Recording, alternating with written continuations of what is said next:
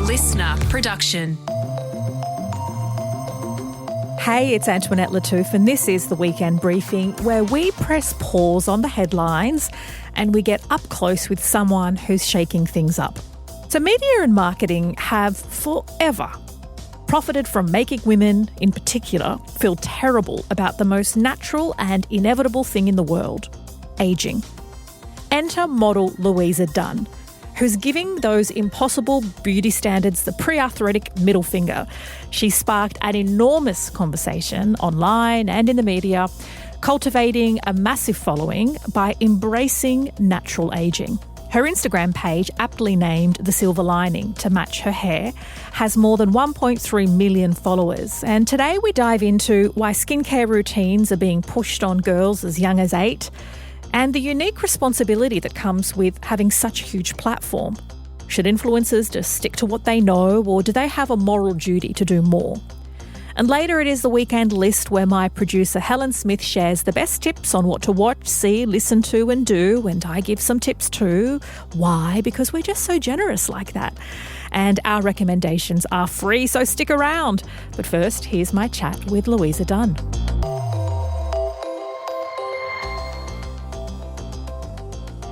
Luisa Dunn, welcome to the Weekend Briefing. Thank you very much for having me. This may seem like a strange question, but I hope you can be honest. When did you first realise you were beautiful? Oh, gosh. I know it might seem like a strange question, but... Oh, gosh, I've never been asked that question before, because I just always felt it's so subjective because, going through life, there are people who don't look like you, and you kind of feel like you don't look the way, things are supposed to look. And for many years, I criticised many parts of my body like everyone did. And I don't know, I guess unfortunately, it was probably the male gaze. Yeah. As much as I've unpacked all of that as I've gotten older, it probably is the thing when I was young where I realised there was attention from a certain group, and I did get attention from older boys. So how old would you have been? I had the attention of a 21-year-old boy when I was 16. And that didn't go much past 6 months, but it was definitely kind of the thing that started it, and the next one was 21 as well. Yeah. And, so it kind of probably... It was the male gaze probably that sort of made me realise that there was something about my external appearances that were attractive, and I guess validated that was it. There usually comes a point where you also, by acknowledging that you are beautiful, or even if it is validated by the male gaze or by other people, that you then realise there comes a certain power with beauty. What was that realisation like for you? I think there's a discomfort that comes because you feel like you didn't earn something that you have. And that's probably something that most people, I would guess, would kind of struggle with a little bit, because whenever you feel something is unearned, you kind of question it, and it kind of feels odd because it's in conflict to who you are as a person, because you feel like all the things that really matter about you should be at the forefront. Yes. Which is kind of weird going into modelling, but I kind of fell into it a little bit. So I would say there's that internal conflict, because the things that you value in life and in other people and you see as the most beautiful characteristics have absolutely nothing to do with how they look. And so I guess that's that inner conflict, I think, that I've always grappled with my whole life, feeling that even who I married, I am so glad that we've ended up being in a place where we've grown together as people, but, we were initially attracted to each other because of how we looked. But obviously that wouldn't last 32 years if there wasn't a lot more, that went into that's deeper.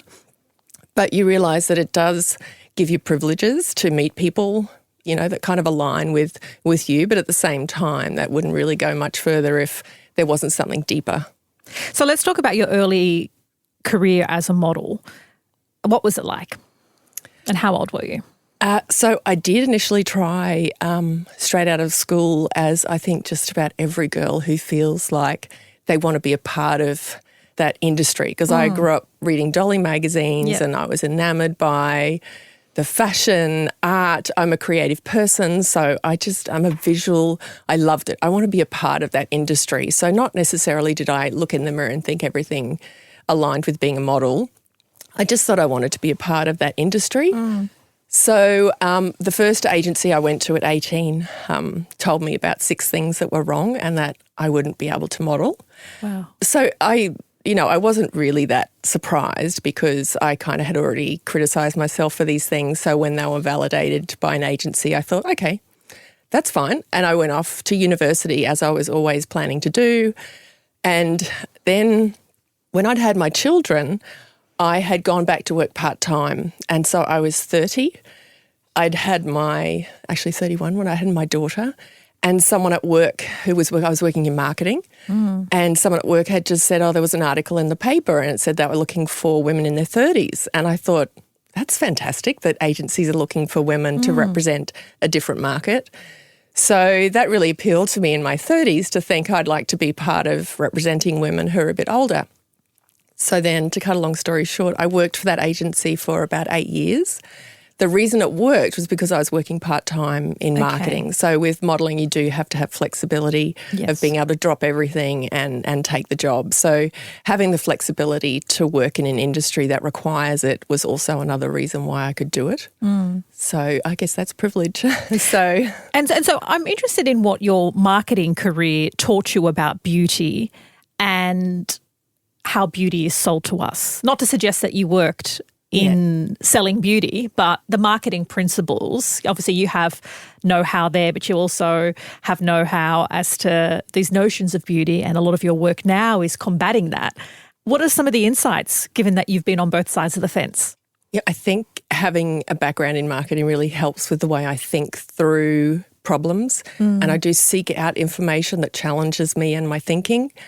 I wouldn't have done that 15 years ago. So when I initially started sort of broadening how I thought about things, it's just so easy to go with the status quo because the status quo means you get treated better. If we are spending all of our time, money and effort on looking younger, we are treated better in the world. So trying to pursue information that goes in contrast to that is quite confronting when you are kind of aging out of what is naturally, I guess, attractive in a woman.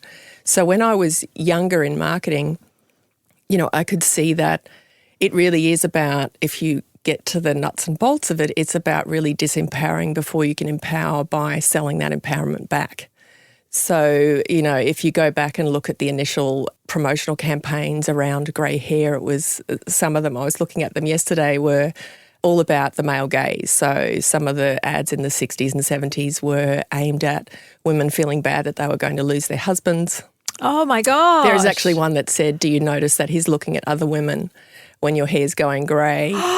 And there's one that said, are you pitied because your hair's grey?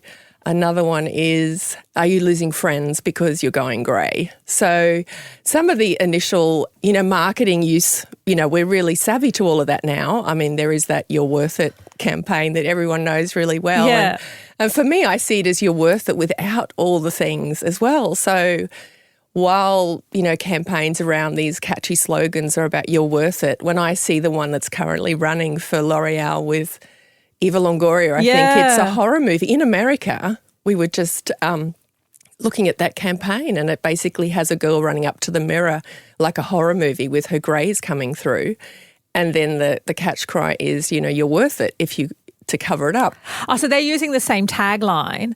It's so interesting because I'm sitting here, even though I gasped at that message from the 1960s about your husband looking elsewhere, I'm sitting across from you and you have your beautiful, completely grey hair, and I'm conscious of the fact that I had my touch-up spray this morning, which I used and on my your roots. age. And this is the thing, is that I don't critique, anyone because I was you. I was doing touch-ups in my 40s. So there are things that when you're presented with challenges and changes that make you really do some deep dives into why you were doing something initially and why other people are doing it. So tell me about the moment you decided to chuck out the root spray and cancel your next appointment at the hairdressers for a colour. Mine was a little bit different to a lot of people, was that the reason why my account is called The Silver Lining is because I had a big hair disaster. And so what I had thought was that if I could colour my hair closer to my roots, then the maintenance would be less. So I hadn't actually made the decision to go grey. Ah, okay. But you already had the handle of The Silver Lining? No. Oh, okay. So this was all after. So basically, that's why I said it, because the silver lining was that when I had some incredible, everyone has bad hair experiences, but this was probably the most massive thing that had ever happened to my hair in my life. So I had colour stripped the hair thinking I could get it back, but not realising that you have to do a lot of work to get all of the colour out to then put grey tones back in. Okay.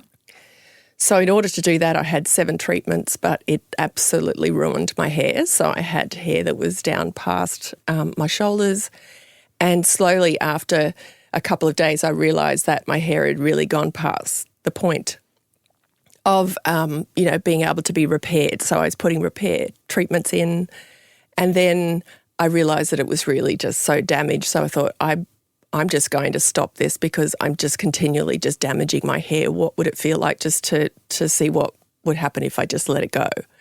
And so I did some internet research and I saw these amazing women that had gone before me and that had started posting on social media and really empowering women to really say, look, there is a choice. And I think that's what social media really helps us with, is that when we're presented with a challenge, we can kind of look outside of that little, pocket bubble of our own life, because no one I knew in person really had gone grey in their 40s. So I looked at social media and I saw all these amazing women had kind of laying a pathway and saying, you can do it. If it's not for you and you don't want to dye your hair anymore, there's an opportunity to just let it go. And so when I did that, I just decided, okay, all these ladies are doing diaries on Instagram to help other women. So I thought, well, I'm a photographer. It was in the pandemic and I was twiddling my thumbs. So I thought, well, I'll just pour my creative energy into starting this Instagram account because I can feel better about myself by creating these great hairstyles because, it's what I wanted to do, was to try and inspire people to say, look, this is something you can do as well. And so it kind of grew from there. So every day it was a diary of a hair grow out. So, and I was not the first to do it. There are many women who did it, but because of my photography, I guess I kind of set it up. And your marketing, because it's really quite visually beautiful as well. So my initial, thing was just a grid of a hairstyle every day and really just showing. I also showed the bad things as well. So I didn't sugarcoat anything. I had shown exactly how bad my hair, the state and condition that it was, and that really, I think a lot of women saw what I did and probably didn't do what I did for that reason. So I have actually had a lot of women contact me and say that I saved them a lot of damage, because going cold turkey with grey hair is probably the healthiest way you can do it. But you look like a bit of a skunk. Don't you? Because you've got the grey bits and the dark bits. And there are a lot of women who make it look cool. Like when you have confidence and you embrace it, it can be a fun, it's challenging journey, because literally everywhere you go, you're making a statement that I am growing my hair out. It's not something you can cover up. So you kind of a billboard of this is what I'm doing.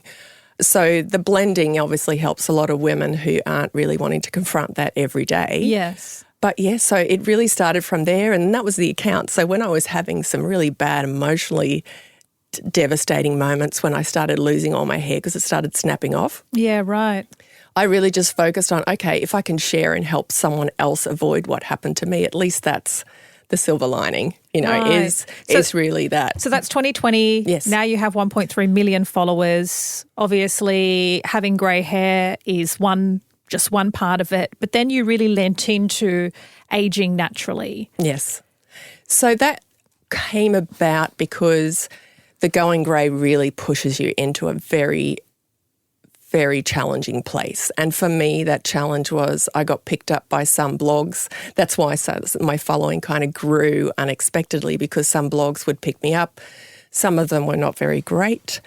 And I learned how to probably manage some pretty dark feelings, because there was one account that shared a photo of me and I went from being in my 40s and kind of having those things that you were celebrated for, where it was like, oh my gosh, you don't look your age. And the complete, absolute Band-Aid ripped off. And I went down some rabbit holes. I'm sure you have experience with this, where you'll read something and you think, oh, I wonder what the comment section's like. And there was one day where there was literally 1,000 people who were saying very, very nasty things about my appearance and how I looked 70 and not that there's anything wrong with looking 70, but when you are 50 and someone is doing, the intent is to let you know that you really shouldn't be confident and let you know that you're not playing by the rules and that they are just letting you know that all the things that really society is telling you. So was it mainly women or both? It was both. Yeah. Because my account then generally, the male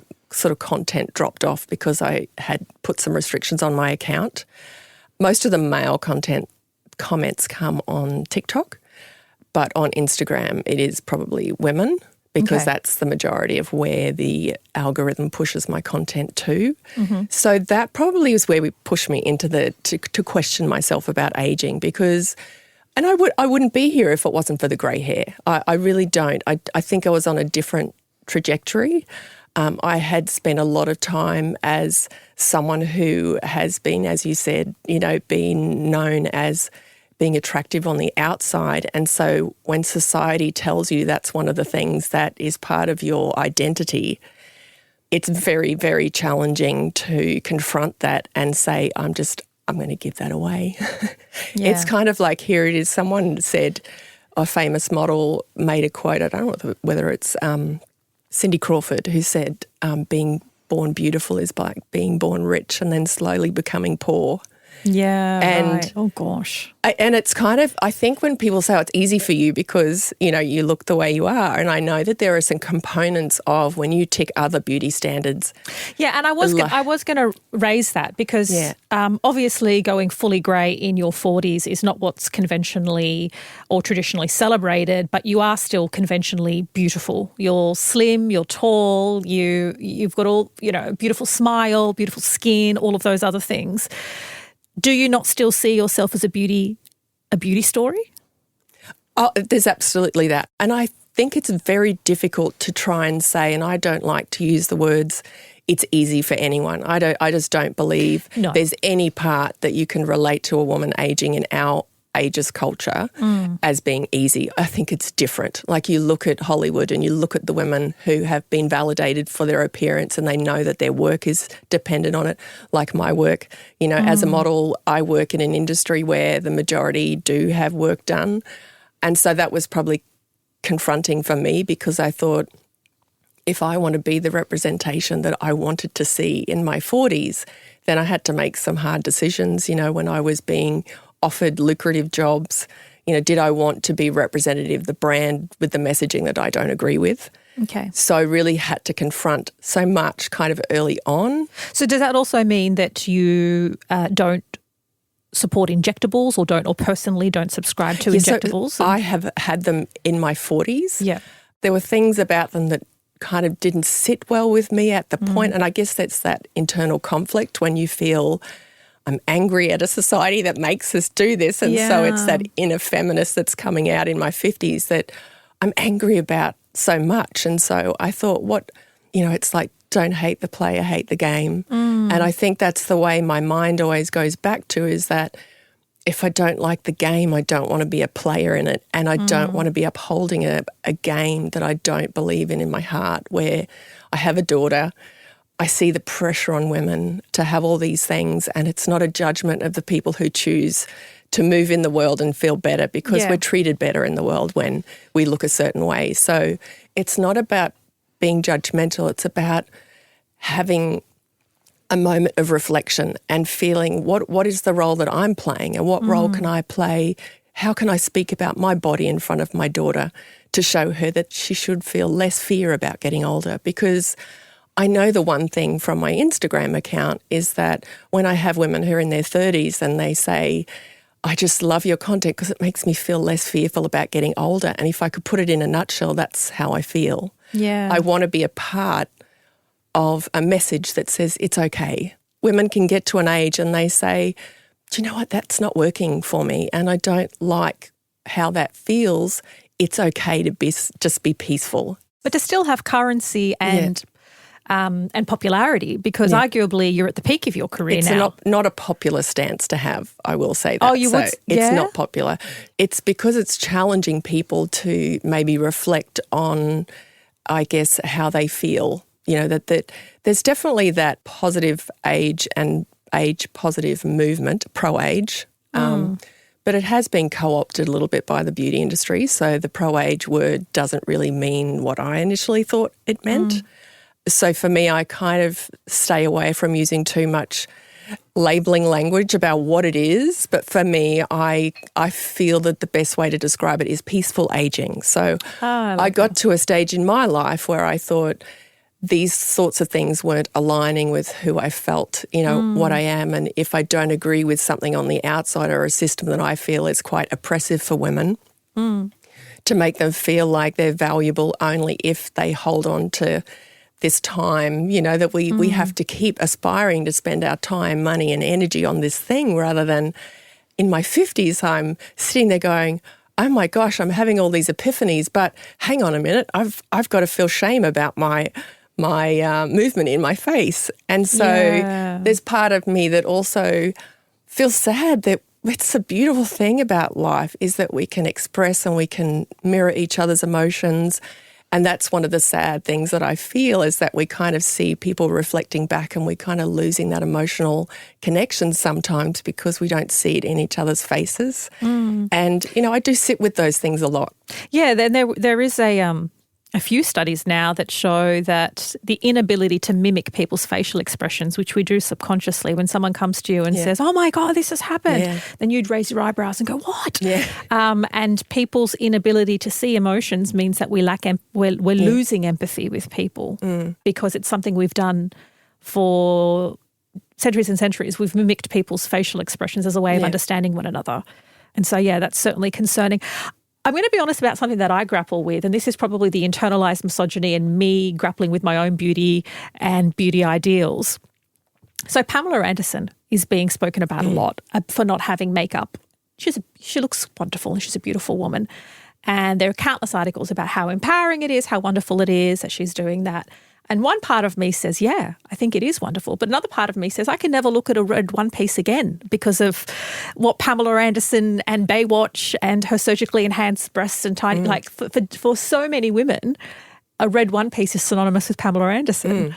And so, what's your advice there? Obviously people change and evolve. I think that's the important thing, is to leave space for people at different stages of life to come to their realisation of what it feels for them and what role they want to play in it.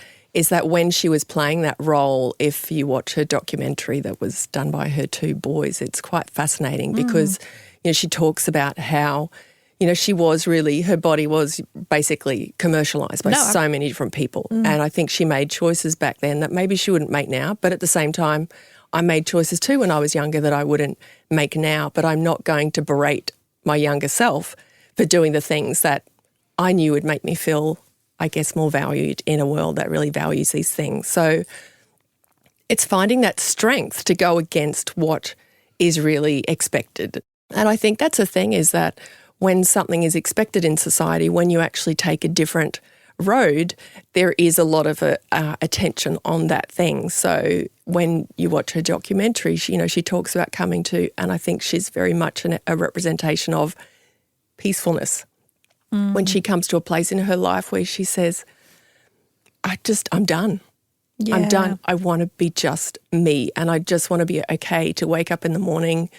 And I do that as a bit of an exercise where I spend a lot of my time without makeup and all the other things in my own life with my own family, where my husband's well and truly used to me waking up, without makeup, without this. And I enjoy living life like that because that is my place of peace. Like that's my clean canvas where as well, there's privilege in that. I understand that I'm not expecting another woman to feel that comfortable, but for me, that's my comfortable place where I can, be in a place of the people that I care about and I can just be and I don't have to perform. Isn't it wild, though, that is something that we have to aspire to be able to wake up and not have our makeup and not do our hair and not care about this? things that men don't have to think about or to nowhere near the extent. I'm not suggesting that men aren't insecure about their appearance or aging, but like a basic liberty like that we just And I think that these are great have. conversations to have, and that's why, I'm excited to have this one with you, because it's very difficult because we're asking people to sit with discomfort. There is discomfort. I have had a lot of discomfort, being online and having very, very nasty things written about me. Yeah. And so, I sit with that discomfort, and I've gotten so much better at just saying, you know what, if someone says you look 80, I know where that comes from. Yeah. I don't need to worry. Do I need to worry how old people think I look? And so I've let that go. So letting go of certain things that you feel valued for also allows you to grow, which is what's happened with me, where I felt so much stronger in other parts of my life because I've just thought, this is not who I am. My value is who I am as a person, the choices that I make, the role model that I've been for my children.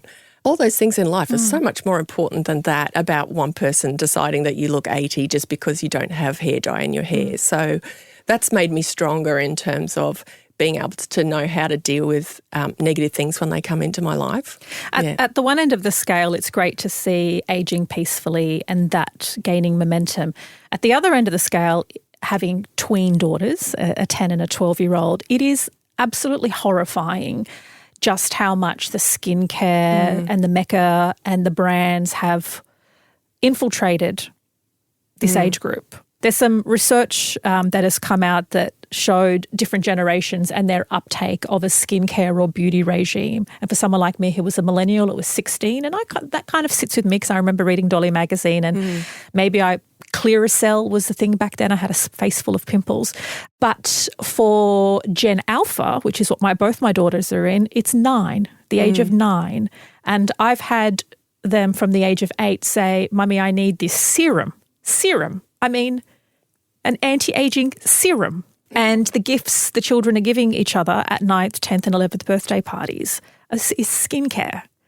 How up against it are we? And that, of course, that's part of what worries me. And I think about what are the solutions? What are the small things that we can do every day to make that better? And that is where I say to you as a mother, I show up for my daughter in that sense by her not looking at her mother and seeing her feel shame about her face. So for me, I don't speak negatively about my face or my body in front of my daughter.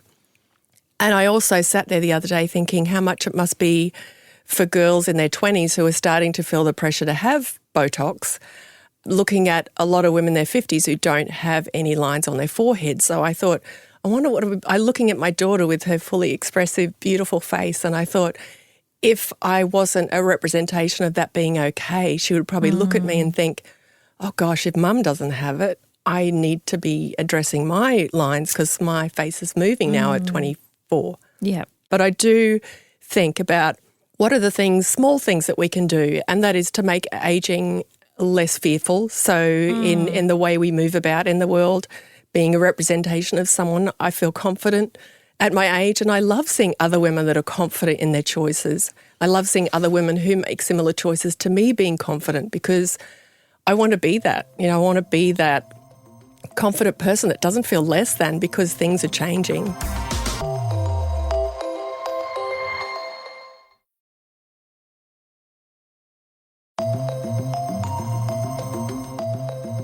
So you've mentioned a few times other things being more important, being able to tap into other areas of your interest, and I have noticed that that's been playing out online on your platform. How do you choose, given your following and your privilege, because you have a voice in the online ecosystem, what it is you want to talk about? It is very hard to differentiate the things, and I don't know that I really sit down. I feel like it just comes from the heart. Yeah. And that's all I've ever done in my life is that as someone who holds a lot of privilege, I'm in a position where I am married to a very successful medical professional, and that has impacted my ability to make decisions that impact my career. So I'm not going to sugarcoat that because I understand some people can't make decisions that impact their careers, but I can. So what are the issues that have captured your heart and your attention at the moment? I definitely was drawn into wanting to amplify the Palestinian struggle. The thing that really tipped it for me was I was just heartbroken seeing mainstream media not cover what I had been seeing on my phone, I grappled with that. Seeing what everyone's been seeing on their phones for 18 months. And every morning seeing children. And I've got something in my hand and I can amplify. I can donate, and I know that there are so many things that we can all do. But at the end of the day, it absolutely breaks my heart. And if there's some small thing that we can do, there's obviously a lot of things that we can do offline. But I just couldn't live with myself if I didn't at least try and do something. And when I understood the reasoning behind how could I help, and that was amplify. So early on I realised that, I didn't want to inject myself. I don't want to centre myself in anything.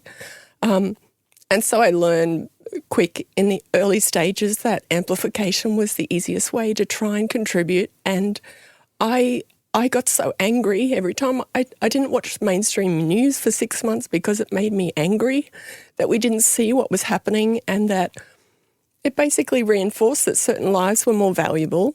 There's a lot of noise online, and there's a lot of criticism towards people like yourself to, what would you know? Stay in your lane. You're an influencer about aging. What's your response to that? My response is that everything is political. And again, I've learned so much in the last 18 months about, that terminology, stay out of politics. It's like, but every choice I make, everything I post online is political, because politics is just a part of life. It's a part of where I buy my fashion. I'm very interested in trying to not do damage in the fashion space as well, where I'm not constantly just showing new clothes, and that's why I have a series that's about using old clothes in my cupboard, because if I'm interested in, if we're interested in all these things, which is climate change, all these things, and it has to come out in every choice that we make. So I'm mindful about not being a presence about having to buy new things all the time. And I think it was a very hard decision to do that, knowing that being vocal and amplifying these issues was going to impact my career, which it has. In what ways? I've had many conversations with my agent. Thankfully, they always support me. 2/3 of work probably dropped off because in order to be able to sell things, they just want, a place that's happy, a place that is just full of good things, because then it sort of feeds into the buying cycle. You can't really have a post of children, acknowledging that children have died, and then in the next square asking someone to buy something. So We're fighting that. And that is difficult. So I've struggled with that. How do I do what I feel right in my heart is being responsible to do these things. I have privilege and I can afford to go without work, but the feminist in me says I want to keep working. So I'm struggling with I absolutely love to work, and I love creating. I love working with brands. I love all these things, and it fires me up and I love it, but I have to just say it's not for me sometime right now. How have your other influencer colleagues or people that you see online in this space been either towards you or in their actions? Because, it's almost impossible to get online without bearing witness to the human rights atrocities in Gaza. And yet, if you go on many people's grids, it's like all that's happening is dental floss and trips to Bali. Yeah. How do you reckon with that? It's definitely something that, I've struggled with. And I know different people have different levels of privilege in terms of what they can go without. But I like to think of it as a group project, that we're all in this space together. And it, a couple of people I follow had said, look, just if it's just one post a week or one post a month or something acknowledging or using your visibility to amplify something that's bigger than you. And that's probably where I keep coming back to. It's just giving up a slice of the pie and saying, I want this to go towards collective liberation and for something that's bigger than me. And I think that's where I come back to is I want to make a difference to something other than just me and use that visibility for other things. I think that's a wonderful place to leave it. This chat has been so amazing. You're helping humanity in so many ways. You care for liberation, whether it's liberation from wrinkles or, liberation for an oppressed people. And, on an individual level and a societal level, both things are important. It is.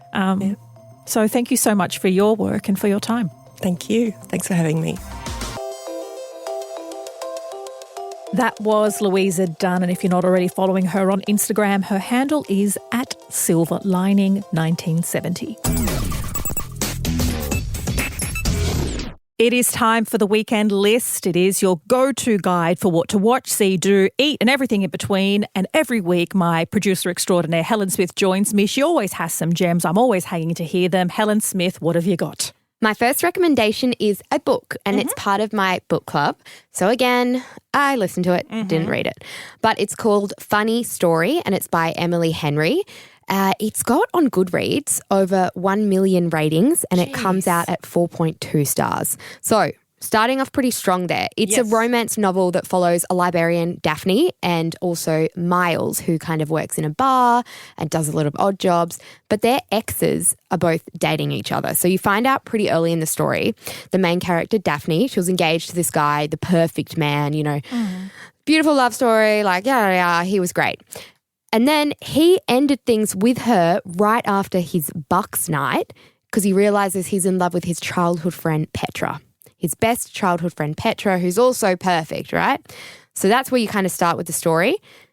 Daphne, who's just got, her engagement blown up. Yep. And then Miles, who dated Petra, Daphne and Miles, then move in together because Daphne gets kicked out by the perfect man. So what's the funny part?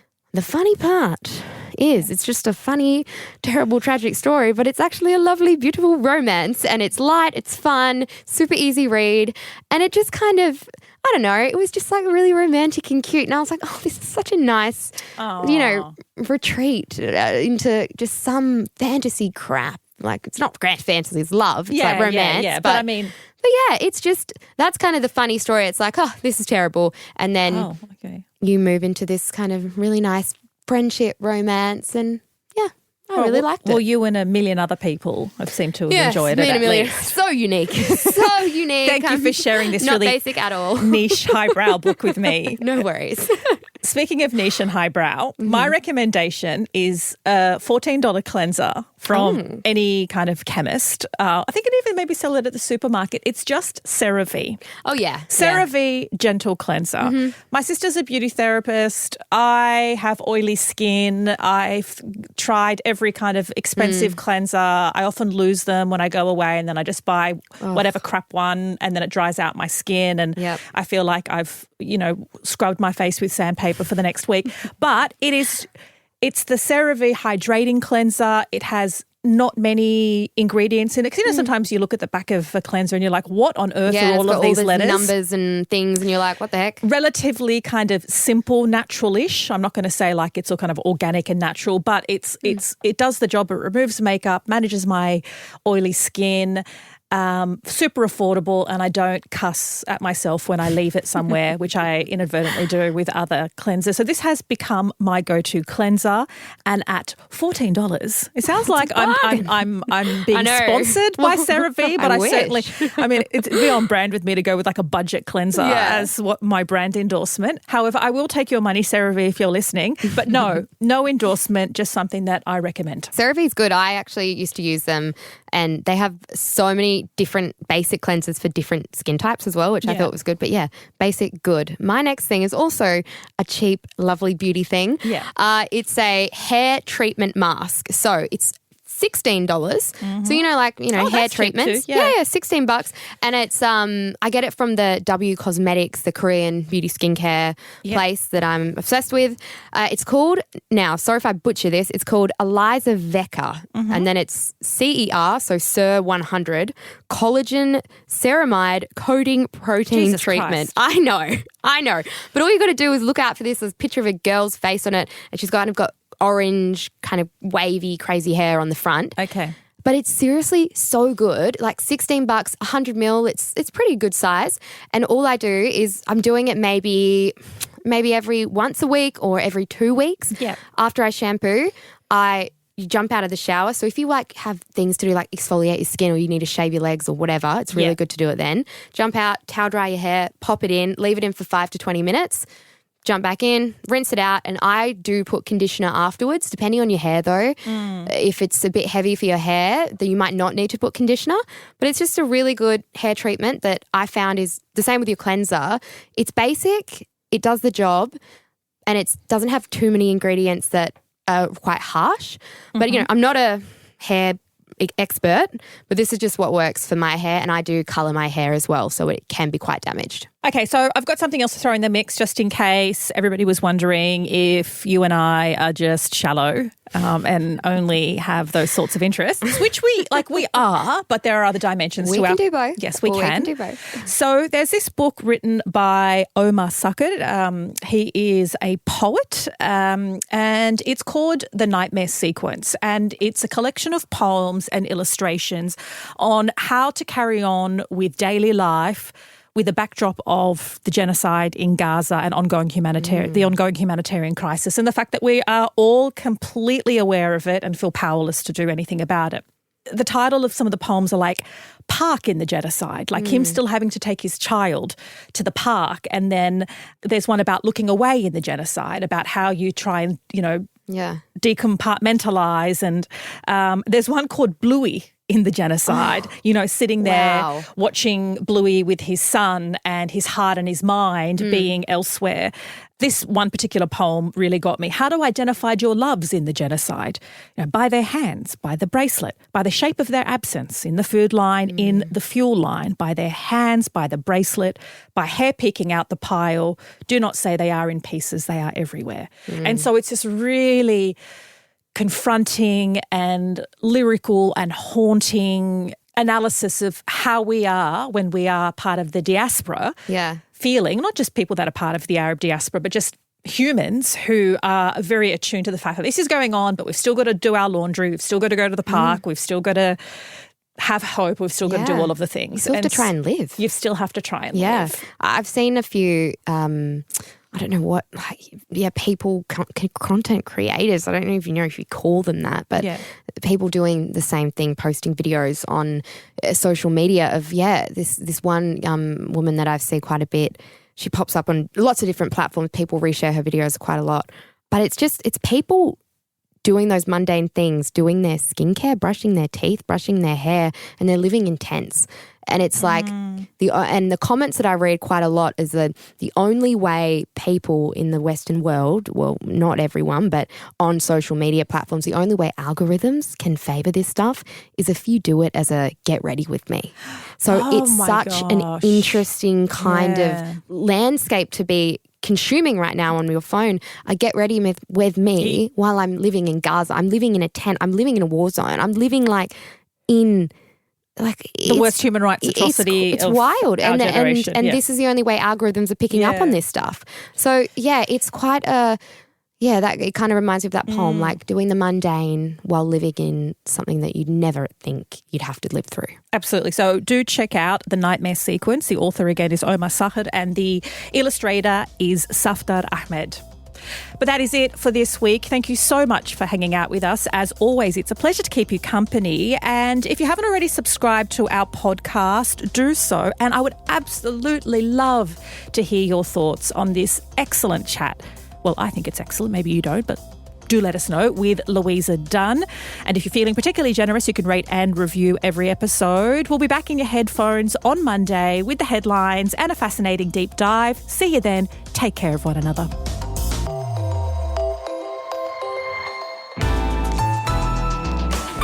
listener.